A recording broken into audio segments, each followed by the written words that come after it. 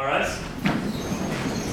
The Moot Court program here at BU is for second-year students. Two students compete together, write a written product together, and then argue in front of either alums or real judges. Please sit.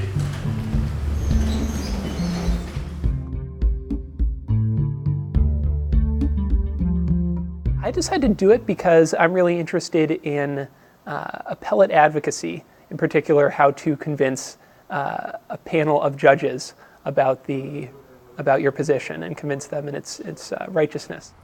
Yes, Your Honor. Indeed, this court could interpret the statute that way and avoid the First Amendment issue entirely. It's interesting because you write your brief in January and February, and by the time you're done, it's the end of April. You have prepared for so many months, and you changed your argument so many times. It doesn't look anything like the brief you wrote because you keep picking things up from different judges and attorneys and your classmates. The portrayal of a minor engaging in sexually explicit conduct. Once you get to the final round, there aren't any questions you haven't heard yet. You kind of grow really comfortable with where the judges are going to go. The judges in the final round really had a good time with it. They brought a little bit of humor in, and they made it, I think, a lot easier on us not to feel intimidated and not to feel, oh my God, these are circuit court judges. They're going to hammer away at me. Are we supposed to refer to the findings of fact of the district court, even though we're the Supreme Court of the United States? Well, Your Honor, You could tell they were enjoying it. And when you got the feel that they were enjoying it, then you could kind of enjoy it too. Supreme Court of the United States is now in session. Beginning with the issue of how the case gets created, a group of students here at the law school, third-year students, write the problem, and they look to design a problem that is not heavily slanted to one side or the other.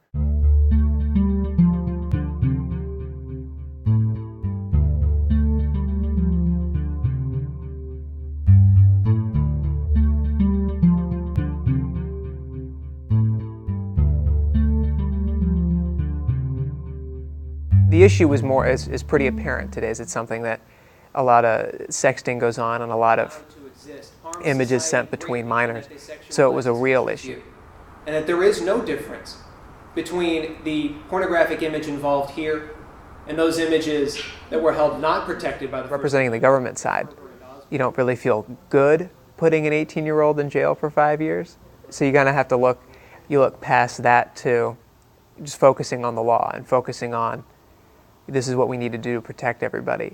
It was interesting because it was a Gmail account that the government gained access to, and I had to argue that you do not have a reasonable expectation of privacy in your email, in your Gmail. Not, meanwhile, I'm a Gmail user, and so I'm learning all these different aspects about whether you have a privacy expectation or not, in a mode of communication we use a lot. I think Moot Court is a really great way to do the sort of things that you're going to have to do as a lawyer. It's an opportunity to be adversarial. It's an opportunity to research into different contexts. In the Moot Court setting, you really feel like you're representing somebody. You really feel involved.